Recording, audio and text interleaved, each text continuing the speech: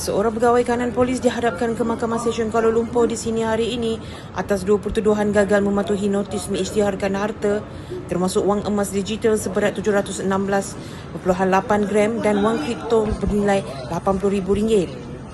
Tertuduh Muhammad Syahril Abu Bakar, 41 tahun, bagaimanapun mengaku tidak bersalah selepas pertuduhan dibacakan di hadapan Hakim Rosli Ahmad.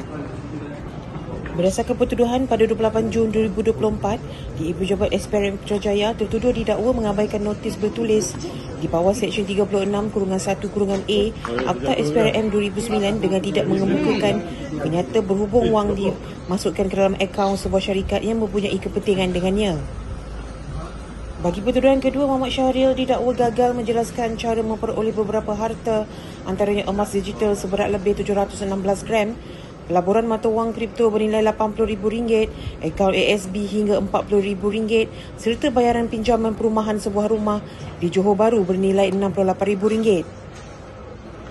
Jika sabit kesalahan, beliau boleh dikenakan hukuman penjara sehingga 5 tahun dan denda maksimum RM100,000. Mahkamah membenarkan tertuduh diikat jamin RM15,000 dengan seorang penjamin.